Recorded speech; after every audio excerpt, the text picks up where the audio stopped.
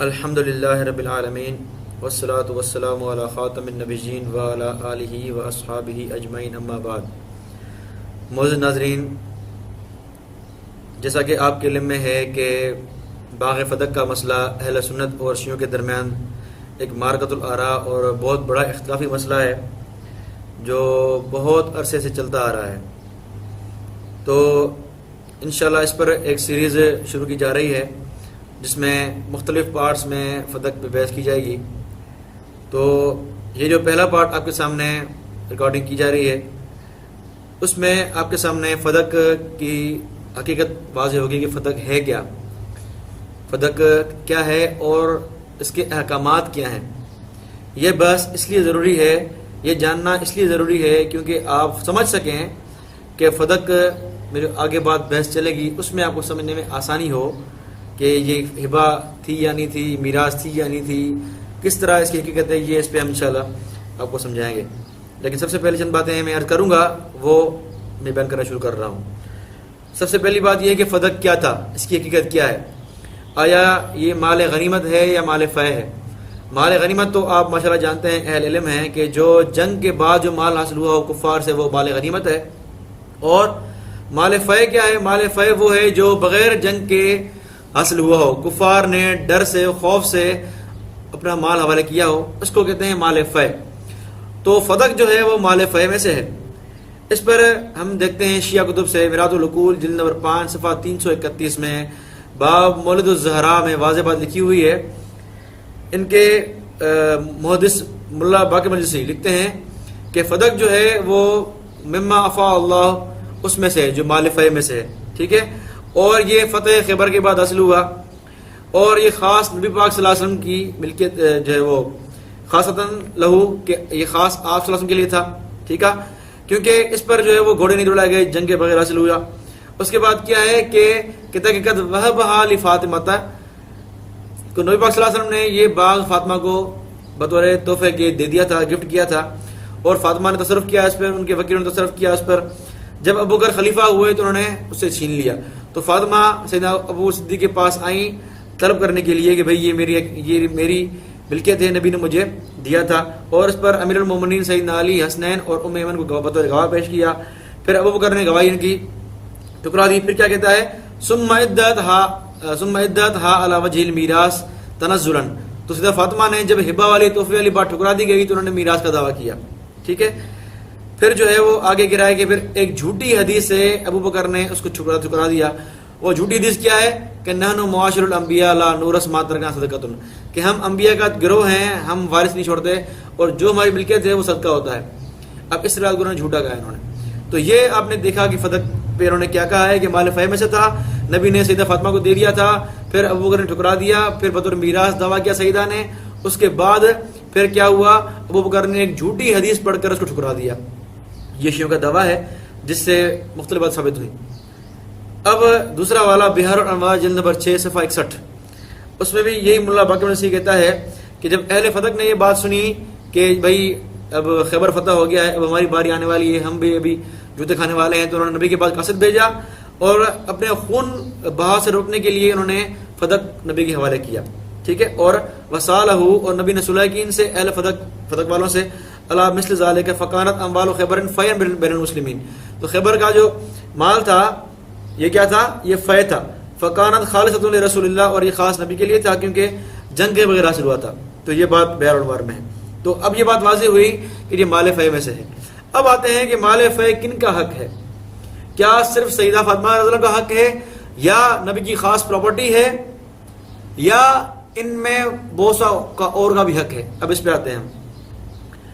تو آپ دیکھیں میراث العقول جلد نمبر 6 صفحہ 252 کتاب الحجہ، یہ واضح لکھا ہوا ہے، ان کے ملا باقر مجلسی نے لکھا ہے کہ ما افاء اللہ علی رسولہ، کہ جو نبی پاک صلی اللہ علیہ وسلم کو اللہ نے مال فے دیا، اے من اموال الکفار اہل القرى فللہ یامرکم فیہ لما احب ولرسول بتملیک اللہ، کہ یہ اللہ کا ہے کیونکہ اللہ نے آپ کو دیا ہے، اور نبی کا ہے، ٹھیک ہے، ایاہ وذی القربى، اور نبی کے رشتہ داروں کا ہے، یعنی اہل بیت نبی کا، وقرابتہ وہم بنو ہاشم، وہ کون ہے؟ بنو ہاشم ہے، یعنی اللہ، رسول، تیسرا نبی کے رشتہ دار، چوتھا یتیم، پانچویں مسکین، چھٹے مسافر۔ ان 6 کا حق لکھا ہے ملا باقر مجلسی نے کہ فدق ان کا ان 6 کا حق ہے. ٹھیک ہے جناب. جب 6 کا حق ہوا تو اس سے یہ بات واضح ہوئی کہ نبی کی خاص ملکیت نہیں تھی.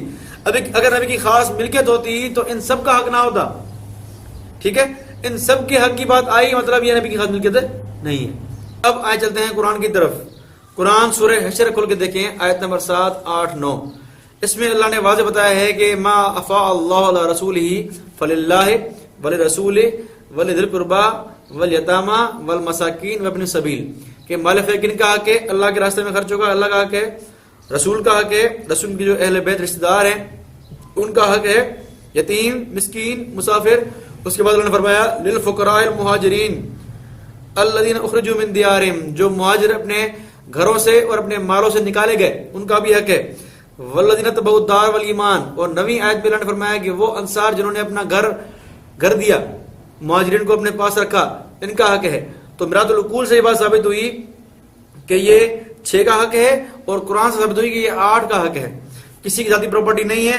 نبی کی اگر پراپرٹی ہوتی تو اللہ اس طرح نہ فرماتے کہ بھئی ان کا حق ہے. اور ساتھ میں اللہ نے یہ بھی فرمایا کہ لا یکون دولت من الاغنیاء, سورہ حشر آیت نمبر 6 میں اللہ نے ساتھ میں اللہ نے واضح فرمایا کہ تاکہ دولت غنیوں میں نہ پڑی رہے. یعنی مقصد کیا ہے؟ دولت تقسیم ہو, ان سب میں دولت ہو.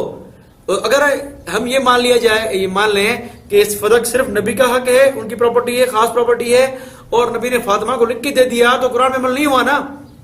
قرآن چاہ رہا ہے کہ دولت تقسیم ہو, غنیوں میں نہ پڑی رہے, اور یہ کہہ رہے ہیں کہ نبی کی خاص ملکیت تھی اور فاطمہ رضی اللہ عنہ نبی نے دے دیا تھا, تو یہ قرآن کے بھی خلاف ہے.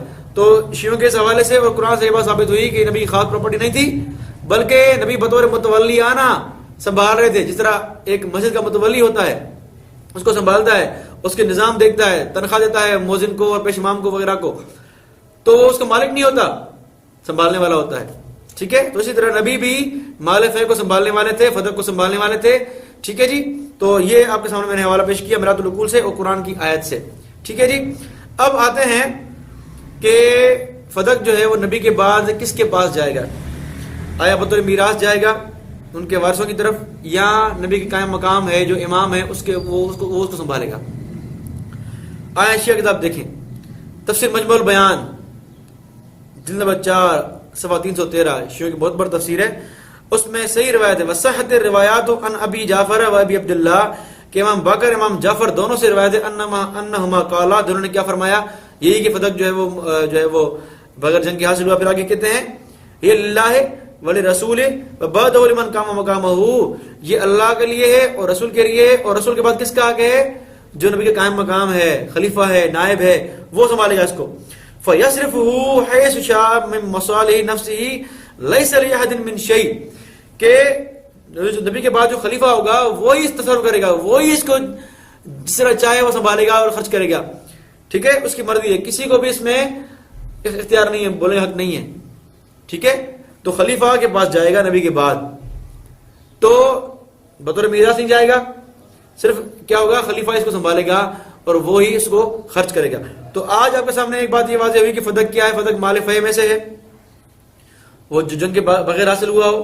دوسرا یہ بات واضح ہوئی کہ یہ نبی کی خاص پراپرٹی نہیں تھی, بلکہ یہ حق تھا ان 8 لوگوں کا, اللہ, رسول, نبی کے رشتہ دار, یتیم, مسکین, مسافر, مہاجر, انصار, ان 8 لوگوں کا حق تھا.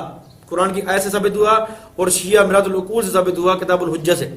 ٹھیک ہے جی, تو پراپرٹی خاص نہیں تھی کہ بطور میراث فاطمہ رضی کے پاس جائے. تیسرا میں نے یہ بات واضح کی, اچھا میں نے حوالہ پڑھا آپ کے سامنے کہ یہ کس کا حق ہے نبی کے بعد قائم مقام کا. تو یہ تفسیر عیاشی میں بھی ہے, جلد نمبر 2 پیج 52 پہ, میراث العقول جلد نمبر 6 252 صفحے پر ہے. تفسیر البیان طباطبائی کی اس میں بھی ہے, صافی میں بھی ہے, اور بھی بہت سارے حوالے اس میں ہیں. تیسرا حوالہ یہ تھا کہ جو ہے وہ نبی کے بعد کس کے پاس جائے گا؟ خلیفہ کے پاس جائے گا, مقام کے پاس جائے گا, اور وہ اس کو سنبھالے گا.